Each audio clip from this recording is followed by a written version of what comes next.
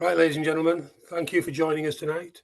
I've got the privilege of giving, I think there's 12 questions, so we've nicknamed the Dirty Dozen. So first one is, what is vet attestation? It's a legal requirement resulting from EU exit. It's a declaration by your vet to say that you have biosecurity measures in place and that your livestock is healthy. And how does it affect my business? If you're sending livestock for slaughter and your abattoir exports part of the animal that you don't have back, such as offal or intestines, or sells them onto a company that exports them, it will affect your business. And the question I've been asked the most is, do I need one? If you want the maximum choice for your business, then the easiest thing to do is have one. But the real question is, does your abattoir need one? It's a one-way journey, so you need to ask at the abattoir before you set off. And the next question, which follows on from that, is how long is the vet attestation valid for? 12 months from the date of the visit. And do I need one for cattle, sheep and pigs? One van covers all the species as long as they were included in the visit. And one question that applies on this webinar more than most, is this an English only legislation? No, it applies because it relates to export. It applies to England, Scotland and Wales. And does it work the same in England, Scotland and Wales? Slightly differently. So England and Wales use the same system for pigs, which we'll demonstrate a bit later. In Scotland, Scott EID have their own procedure, which you can find on their website. If I don't want to do a van number, are there any alternatives? If you're putting animals into the food chain, you should be registered with a vet, but there are alternatives to calling your vet out just for a van. If you're part of a qualifying farm assurance scheme, you don't need a van, your assurance number is enough. So if I have farm assurance to my dairy herd, is that sufficient?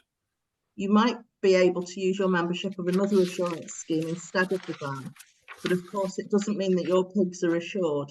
If you're having regular vet visits for your dairy cows, ask your vet to issue a van the next time they visit. And are there any alternatives? In England, if you have signed up for the Animal Health and Welfare Pathway Review, you can get a van as part of that visit. We'll be talking about that a bit later. Any other alternatives? Yes, if you've had a visit in the last 12 months, you can ask your vet to issue the van retrospectively. We'll be talking about that and what is required in a van visit later. And everywhere there has been some confusion, when do I need to get a van? So the actual deadline was the 13th of December last year, but you don't need it until you send your pigs to slaughter. As it only lasts for 12 months, you should get one just in time. So what's the best advice? Ask your abattoir if they need one. But if you can get a van by any means, then it's best to do so. And that concludes the Dirty Dozen. Thank you very much. Jane, back to you, Marcus. Thanks, Tony. So we're very lucky this evening to have Craig Kirby here from the Association of Independent Meat Suppliers. Craig is a vet who works in abattoirs and processing plants, and he's actually on his way from one job to the next and very kindly stopped at Donington Services. So we're going to take Craig first. Craig, could you just explain to us a bit about why it is that some abattoirs say they don't need it and some say that you definitely have to have one? Okay. Evening, everybody, and as long as you can hear me there and see me, those that can see through the darkness, apologies because the dog is in the back of the car as well. I thank you for asking me to speak. I just want to go back a little step as to why it's suddenly happening now and why didn't it happen when we immediately left, when we Brexited. This one's been rumbling on for a few years. Now, I do export certificates. I sign certificates of products that's being exported. I can't stand doing it. It's a waste of time. I send a lot of pet food over to Northern Ireland and we have to do certificates. I don't want to do the work. I've got other things to do. But it needs to be done, these certificates, because we Brexited, basically. And until we can get some sort of common veterinary agreement across us and the whole of the community, then we're stuck with them for the time being. Now, what do we do in these certificates? Why do we need a vet to sign these certificates? First off, the certificate has two bits to it. The first bit of the export certificate describes what we're exporting. So it could be, 20 tons of pig meat or whatever. And it's details of that product, its traceability and all that sort of thing. But then the second part is where the vet comes in, and it's series declarations made by the vets like me, and I don't know whether Victoria does any as well. And we make declarations on behalf of the United Kingdom about the health status and the welfare status and the hygiene of the product that we're certifying.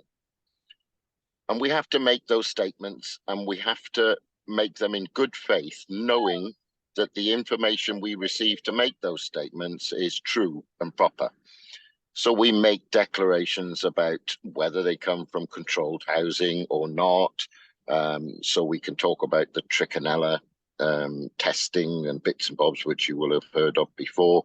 We make statements about the way that they were slaughtered, the hygiene and processing, and we get that information from the vets in the abattoirs. We make statements about the country's disease status as a whole, so things like foot and mouth disease and whatever. Thank goodness we're free, but we need evidence, and we get evidence. We get given evidence from Animal Health, that APHA, that we can say that the country is free of certain diseases.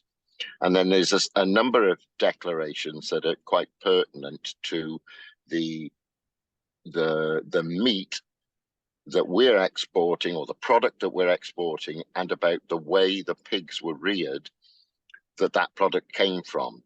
And one of these statements says that the holding that the pigs, or that the pig meat or whatever product it is came from, receives regular veterinary visits in order to assure that holding has got proper control over animal disease and just general biosecurity type features.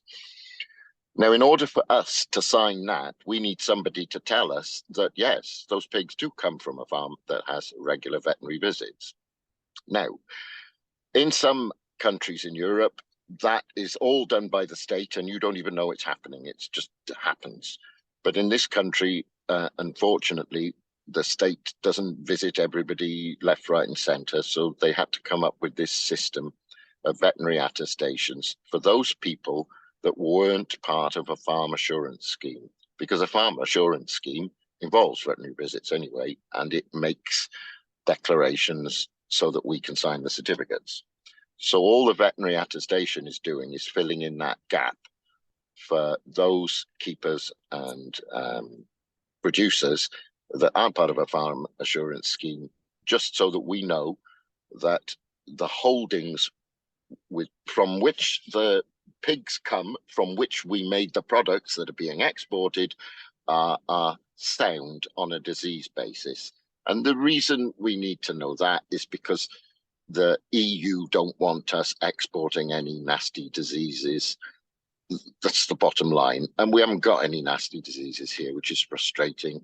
But these certificates are required by every country shipping into the EU. So when you start thinking about beef from Argentina or Brazil, and product from some of the African states, and poultry meat from Thailand and places like that, the EU wants to know that they come from places that are safe in that respect. So that's why they're there. Now, does your abattoir need it or not? Well, the good news is not every bit of the pig that could be exported needs a veterinary attestation declaration on the export certificate, but lots of them lots of them do, but your abattoir might not have anything to do with exports whatsoever. And absolutely everything that's generated by that abattoir from the pig that you don't have back yourself may well end up either incinerated on site, like the blood, for example. Marcus mentioned the intestines, the runners. None of it may end up being exported. Now, AIMS is, I'm a vet, by the way, and AIMS is a trade body that represents independent meat businesses all across the country. We've got lots of members, and chances are a lot of the abattoirs that you guys use may well be a member of ours, or if not, they'll be known to me. And I've been asking a few of them about the veterinary attestations. On the whole, most of the bigger abattoirs will ask for, if you're not most of the bigger abattoirs want farm assured stock in the first place because they're supplying supermarkets, so full stop. It gets more complicated as we go down to medium, small, and the little micro abattoirs. And I was speaking to some people, some of the abattoir owners, and yes, they do want veterinary attestations for some of the pigs coming in. But if, for example, you're only sending in 1 or 2 and you're having everything back yourself, they may not want a veterinary attestation. So to reiterate from the Q&A earlier, the most important thing is to speak to the abattoirs in advance. They pretty much all will have heard of this because I suspect their FSA vet will have been nagging them about it. I think you will find it's more likely they're going to be needed for any cattle or sheep that are going in than for pigs. And the other one I wanted to mention while we're at it is if my sow is farrowing 2 times a year or something, surely the veterinary visit doesn't cover the second litter or so.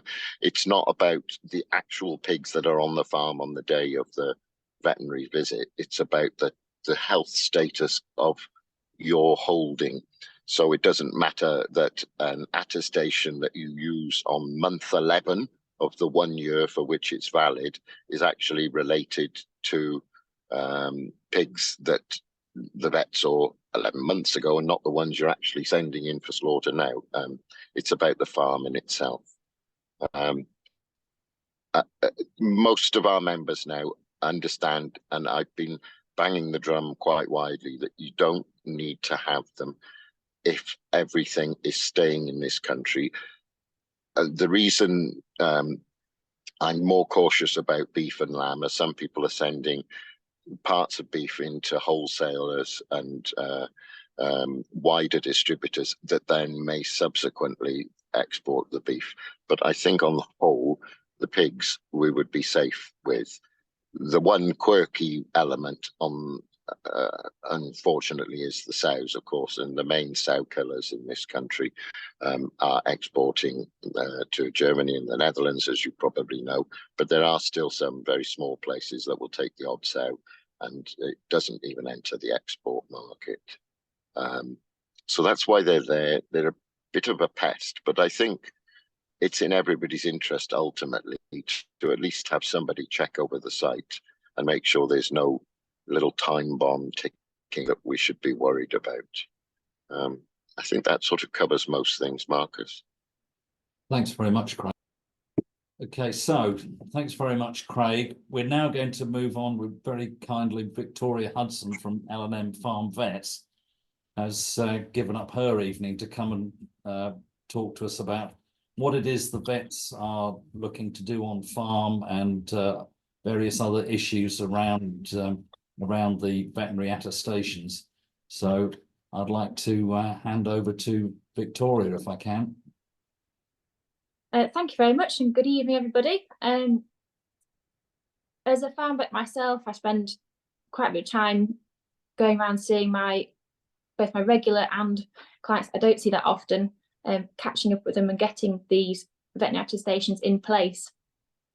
For a lot of smaller producers, they don't necessarily have quarterly vet visits or regular vet visits. So we're trying to make sure that everybody is up to speed and then has the availability to choose where they want to send their pigs, and they have the best chance of getting plenty of bids at market by having these attestations. In terms of me on the ground, I have been asked to do some retrospective visits. Now, the key thing with this is that as part of the retrospective visit, we must have seen all the required species, know the system, and have gone through the main points of disease prevention and biosecurity. So if you think, oh, my vet came out to see me a month ago, and they came to see one sow, that really isn't enough for us. We really need to have seen all of the types of species you have on your property, whether it be just pigs or whether it's pigs and sheep and cows. And we need to have discussed what diseases might be on the farm, and how you manage biosecurity there as well. And then that gives us an opportunity as vets to give you some advice on how to improve that. And in that way, we're fulfilling our declaration to the EU saying, yes, I know we've got some good biosecurity, and where we think we can improve stuff, we've given advice, so you've got the chance to improve. So if you think that you've had a vet visit recently and that you might have done all those things, give them a ring, ask really nicely, and we'll see if they have actually managed to tick off all those things and can give you an attestation. So I've got, they're quite simple forms. We have, this is some of mine that I have, my blank copies ready to go for some of my clients. Things get a little bit more difficult when you have multiple CPHs, our holdings. We do need one veterinary attestation number per CPH. And for some sites that have one CPH but split over different areas or different farms and they all fall under that one CPH, we're particularly interested in the last site of residence.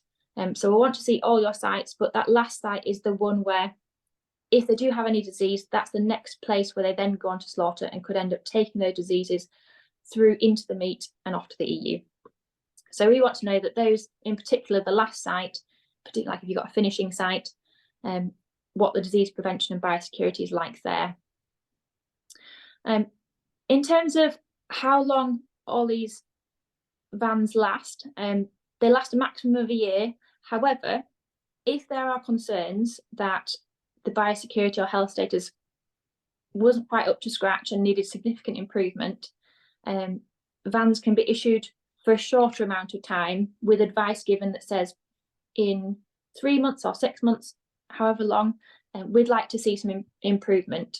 Now, we're very lucky in this country. We don't have some horrendous diseases, like Craig said, compared to other countries, but there are still some significant things that could put your disease risk in jeopardy. So there is potential, if the vet considers things bad enough, that we can limit the amount of time a van can be held for and needs updating. Generally, when I'm out on farm, I'm going to have a little look around all the species you have, and I'd like to have a little look at how your farm runs. So what age group do animals come in? When did they leave? How do you manage them in various groups? And what's their health and welfare like? So it's a really good time to have a good conversation, have a look at your stock, discuss our biosecurity. So we might want to ask about, do you have any isolation facilities or potential for them if you needed them? What do you do with new stock coming in? What happens with your sick animals? If you go showing, what happens when your animals go to the show and return? Who comes and sees your animals? So what people and what vehicles come and see you? So do you have facilities to wash and disinfect the wheels of vehicles, and also foot baths for visitors with disinfectant in? We might try to chat about some vaccines as well. So knowing, do you vaccinate for various diseases, or how else do you protect against diseases? So whether or not you've got a significant difference in distance between your pigs and other neighbouring pigs or neighbouring animals, whether or not you mix different classes of stock together, Do you ask if people are pig clean before they come and see your animals? And do you have any particular diseases that are of concern to you? So it's a good chance to have a really good chat with your vet and think about how you can improve your disease prevention and biosecurity. And we're there to give you advice during this visit. There's no stick to beat you with. We're there just to make sure that you can be confident that you've got really good level of pig husbandry and health, which we all know as British farmers we're pretty good at. Some vets might also sign or stamp your paper medicine records if you've got paper version. It's a little bit, we can't do that obviously, it's a computer version, but they might do that as well in addition to say that they've seen it. Now obviously with everything in life any professional deal with, whether it's a plumber, whether you go and you're getting your car fixed, the same with vets, there is often a fee with having a veterinary visit. However, there is lots of funding available. So if you would like a funded vet visit, there are two particular ways in which you can get those. So there's the Animal Health and Welfare Pathway Review, which is a government funded scheme, and it's open to all people. You don't have to be receiving any government payments for land. What they require is that you have a minimum of 51 pigs, and as part of that visit you test for PRRS, P-R-R-S. The vet gives you results and advice on that. Now during that time, whilst you're there on the farm testing for PRRS, and we could also do all our discussing about the disease prevention and biosecurity. And the government's visit says we need to write a report as part of that visit, and in that we can detail all of our recommendations and do your VAN number.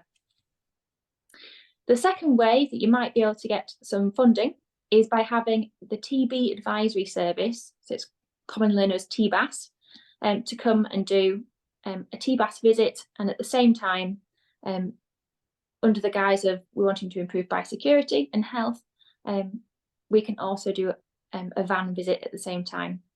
Now TBAS visits can be done by people other than vets, so when you are requesting a TBAS visit, just make sure you double check and say please can a vet come and do it. So it's a free visit, again it's paid for by the government, and it comes in two parts. So the questionnaire, so your TBAS advisor will sit down with you and discuss your livestock, your business, your personal relationship with TB, so you can get down to the nitty-gritty of how does TB affect you and how can we therefore recommend things to prevent it. The second part is the farm walk. So this is the bit where we can tick off and say, yes, we've seen all your species of livestock, and we've had a look around at their health and their welfare and your biosecurity. So we're ticking those boxes, and at the end of that, your vet comes up with 4 recommendations to help you reduce the risk of either getting TB or improving your ability to get rid of it if you unfortunately have it. And as part of the TBAS set of visits, there's your initial visit and there's also a follow-up visit 6 months later. So that's quite important. It gets us to catch up with you and see how you've been getting on with your recommendations. Now, in terms of other ways that you can qualify, if you're part of an assurance scheme, so whether you are Red Tractor assured, Quality Meat Scotland, or you follow RSPCA assurance schemes, they all have a veterinary visit once a year incorporated in them as standard. So that will incorporate, they class them as even in comparison to a VAN. So if you've got one of those, they say that's the equivalent. If you wanted to, during your veterinary visit with your free assurance scheme, you could get your VAN issued as well. Now, on another little tangent to this, why it's even more worthwhile you having a veterinary visit is that there have been some new prescribing laws being laid down by the governing body of vets, which is the RCVS. And as of the beginning of the year, should you wish to be able to ring up your vets and say, hello, I've got a sick sow and I think it needs X drug for a condition. They need to have seen your farm within the last 6 months and discussed your needs for them to be able to prescribe you drugs over the phone. Otherwise, they have to come out and see you. So by having a van visit, either through the animal health and welfare pathway or by TBAS, it means you can also have this prescribing visit, so they can all be rolled into one. So it's well worth having a think about these funded visits. Make them work for you, and it's a great chance for you to have a better relationship with your vet. We really enjoy coming to see lots of different people, particularly smaller producers, because you're incredibly interesting and we learn an awful lot. In particular, I really enjoy seeing all the people who are there with their rare breeds. So do pick up the phone, have a chat with your vet. There's loads we can do for you, and we're not here to cost you a fortune. If anything, by having your van number, you're opening up much bigger opportunities for your sales. So it's well worth doing. Okay. Thanks very much, Victoria. That was really comprehensive. Thanks very much, and some really good advice there on how to save money and make use of the schemes that are there that the government want us to use. Right. Well, thank you very much, Victoria. That was really helpful. Thank you very much indeed, especially for giving up your evening. I've no doubt you've been out and about on farms all day, and it's very good of you to take time this evening to help us with this. Thanks very much. No worries. So the other place that you're going to need a veterinary attestation number, a VAN, is when you take your pigs to market. And the problem is that when you take them, you don't know who's going to buy them. So even if the market is classified as stores or fat stock or whatever, it's still possible that somebody may want to buy them and then take them to kill them. Now, there's the scenario that Alan talked about where they buy them and they take them home and then they take them into the abattoir 2 days later.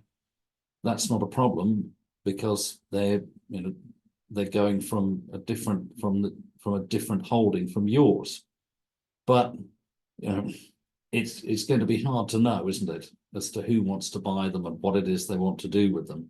So obviously the best solution is to have the veterinary attestation number. What the markets have arranged to do is that they will take your number and put it into their system. They all have the same kind of software. And so they can put that in the same way as they put in farm assurance numbers. And their computer system also can store an expiry date. So if you've got a van that expires in 6 months' time, they'll record that on their system, and it'll tell them in 6 months that it's not valid anymore. And what happens then is that when the buyers pay for the pigs, they'll get an invoice with that information on it, which they can then show to the abattoir when they get there.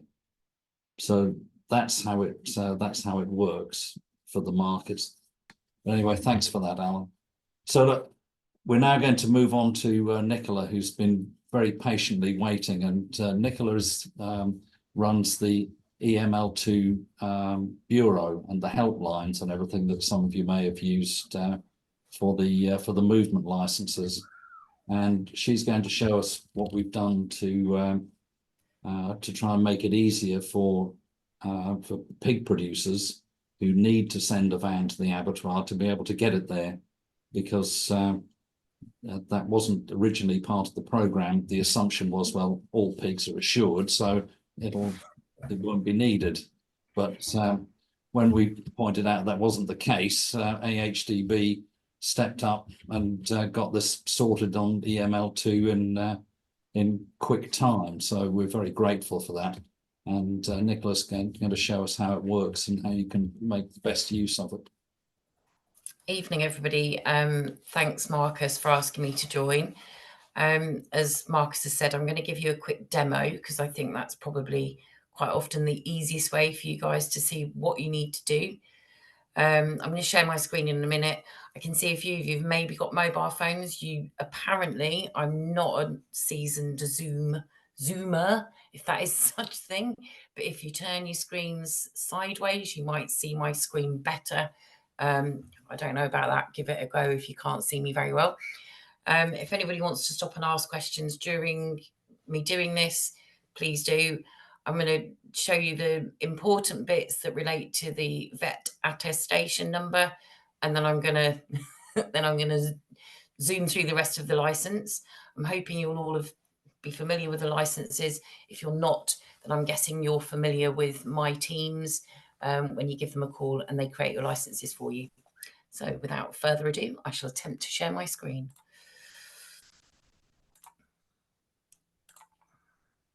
Okay, I'm hoping you can all see the front page of EAML2 now. Marcus, is that, can you see that? Fabulous, brilliant. So this is obviously the home screen and where you're probably all very familiar with going to set up your licenses.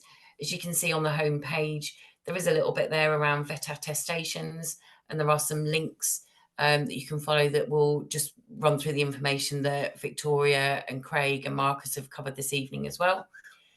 So the long-handed way, my screen does look very different because I'm an admin user, so you won't see all of these menus if it looks slightly different to you at the moment.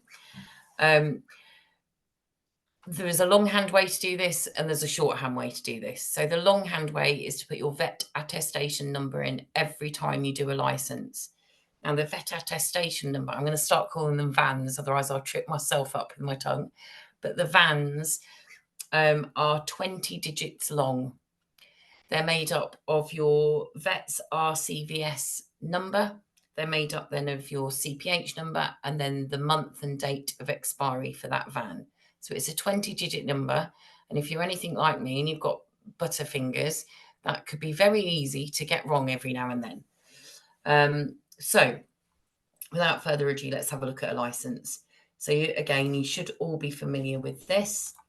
And setting up a license and going into the licensing screen. Most of this is pre-populated, and if you find that you've got bits that aren't pre-populated and that you feel that you're filling bits in all the time, then we're going to jump in a minute to what I call the shorthand bit of the license, and we're going to have a look at Pig Hub, which some of you may be familiar with or may not be, but quite a lot of the details that come through here, so your vet practice, things like that, can be pre-populated in Pig Hub and pull through on all of your licenses. That's exactly the same for the VAN number as well. So quarterly vet statements, quarterly veterinary statement, this is much more related to Red Tractor Assured producers, and they will have to have a quarterly vet statement to go with their assurance numbers. This is the bit that you guys are interested in, and this is where you will put in your vet attestation number. Without further ado, I shall attempt to put in a 20-digit number that I've written down just to prove it's really not that simple. So we need, so I've obviously made it very easy because I've done numbers that are concurring, which makes it much easier.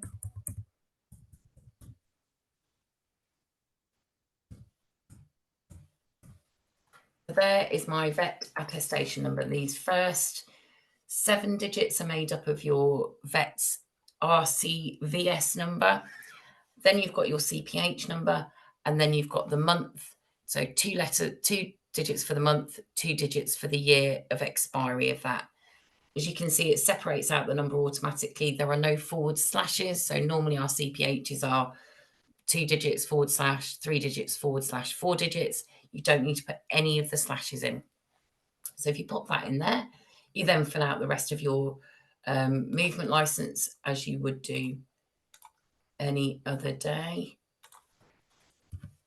I must point out that whether you're aware or not, we've got livestock information services coming along the line, which means EAML2 is a little bit what I would perhaps call a little bit clunky. You have to keep ticking the box, all your questions go green.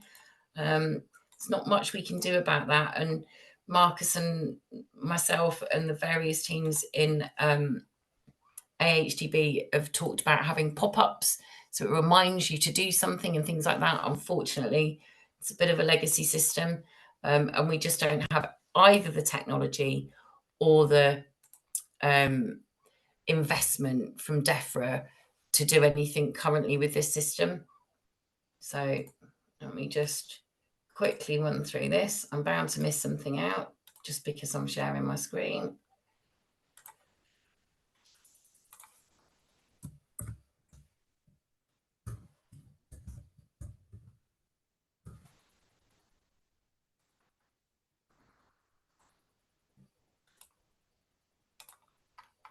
Give that a go. Fingers crossed. Yay. Generally with a demo, you'll find something goes wrong. So then you get your Haulier summary, which again, hopefully you're all used to seeing. Can you still see that? Can you still see the license, guys? Because I'm never quite sure when it skips around. So what you'll see here is that your vet attestation number has pulled through onto your license here. Again, if you're assured, if you've got Red Tractor Assurance, this is where your Red Tractor Assurance number would pull through.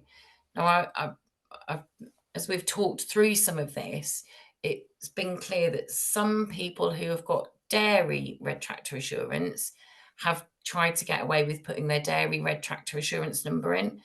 As you probably know, on the EAML2 system, you cannot free text your Red Tractor number anywhere onto the form. That pulls through automatically in the background where the two systems talk to one another. So you can't do that with regard to dairy regarding your pig movements. So that's one way to do it. The other way to do it is to make sure you can put your vet attestation number into Pig Hub, and then every time you create a slaughter or a market onward slaughter license, then that number will pull through automatically. So for those of you that have never been into Pig Hub, you can click on this little pink pig and that will take you automatically through to the Pig Hub website. I can't do that because I'm an admin user, so I've already got the tab set up here. But you'll come through and this is the homepage that you'll be presented with. A lot of this will be grayed out, but you should be able to see the little pink pig and click on the producers. What you then do is nip down to your holdings. Again, I'm an admin user. I have access to lots of accounts. Yours will probably look like that you are the primary contact, and it'll have one or two, depending on how many holdings you've got, and you can make your choice here. So this is the holding that I'm looking at the moment. So I click through onto that holding. And then this starts giving the details of that holding. So this is where you can add all sorts of information that will then automatically pull through onto your movement license every time. So again, if we scroll down, we get to the vet attestation number. So you click in yes, and we put in that number again.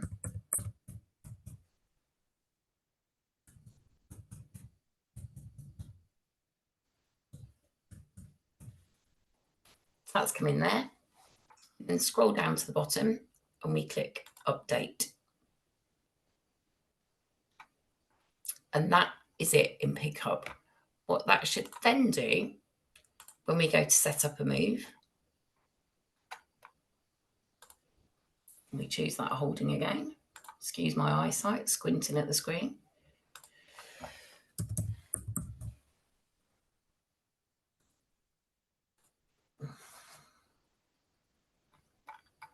What you should then see is that that vet attestation number is now automatically there on your license. So you do it once in Pig Hub and that pulls through to all the relevant licenses that you create in EAML2. If you make a mistake and you go through, you've done it all in Pig Hub and you come back into EAML2 and you think, oh, that's not right, then you can go back into Pig Hub and you can update that, or please give my team a call and my team will update that for you. If any of you do licenses via my team anyway, I think you'll find that most of my team will say to you, great, I'm going to make a note of that number and I'm going to go into Pig Hub and I'm going to update that for you. If they don't, please ask them to do that and they can do it. So if there are no further questions, there's some links here for the where you can get more information. On our news page, you'll find several articles about veterinary attestations, and in those articles you'll find all of these links already. But these are also links from the AHDB website. You've got their main page. If you just Google AHDB Vet Attestations, you'll get straight to that page. But on that page, if you scroll down, you'll find some links. And one of them is the Q&A. That's the DEFRA Q&A. So that's the official answers. You know, one of the questions we had back from a member was my vet wanted to look at every single animal. Victoria has already said it's about looking at the species, not necessarily every single animal, but it is there in black and white in that DEFRA Q&A that it's not necessary to see every single animal, and it's not necessary to do any testing. And the other one is a letter from DEFRA saying, get a van immediately. But the question, it says, you know, don't delay, act now. And we say the same thing, don't delay, act now. But the act now bit is talk to your abattoir about whether you need one or not. Your abattoir may say, no, you absolutely don't need this, you'll be fine. And if that's the case, then you don't need to organise a special vet visit in order to get this piece of paper. But having said that, it's a really good idea for everybody to have a good relationship with your vet, as Victoria was saying. And there are ways that you can do that, especially the pathway. You know, if you've got 51 pigs, I really would encourage you to sign up for this. And the TMAS is another route in as well. And there's also, as you said, going to be issues about prescribing prescription drugs in the future. So it's probably something that people will need to think about there. But we want all producers to have a good relationship with their vets, but we don't want people to have to spend a lot of money just to get this piece of paper. So if your abattoir says, no, we don't need it, that's fine. But make sure that you ask them that every time, because they might change, you know, the way that they do business might change. Somebody might come along and say, look, you know, we really want all your blood and we're going to ship it to Germany or something, and we'll give you a good price for it. And so they decide that's what they're going to do. And of course, once you take the pigs to the abattoir, they can't come back. They're going to get killed. So, you know, if you take them there and then they say, oh, no, we changed now and we need this piece of paper, you're probably going to end up not getting as much money as you'd hoped. So it's this, the most important thing is speak to your abattoir. And if your abattoir tells you, no, I definitely don't need it, we'd be very grateful if you'd tell us as well, because we're trying to build a list and eventually a map of abattoirs that don't need this, so we can understand, you know, how big a problem it might be for non-assured producers. It's not something that we necessarily going to publish, but it's very important that we can explain to government what the implications of this might be if it turns out that there really aren't very many abattoirs that say they won't need it. But the news from Craig is very encouraging, and it does sound as though a lot of the smaller independent abattoirs will still be able to take your pigs. And if you've got customers that buy a couple of weaners from you to fatten, you know, they're not going to justify having a vet to come out to spend a couple of hours talking about biosecurity when they've only got 2 pigs for 3 months. So those sort of people will need to be able to go to abattoirs that don't need these VANs. So if you could share any information that you have, email us on pork@britishpigs.org. That would be much appreciated. And if there's no other questions, I'm just going to say thank you very much to Tony and Nicola from AHDB for all the help they've given us with this, and particularly for getting the movement licensing system updated so we can put that information in and not have to run around with pieces of paper like some of the others have to do. And also to Craig and to Victoria. Thank you very much, Victoria. It's really appreciated you coming out and sharing your expertise with us in the evening. Thank you very much. So with that, I'm going to say good night, everybody. Thank you, everyone.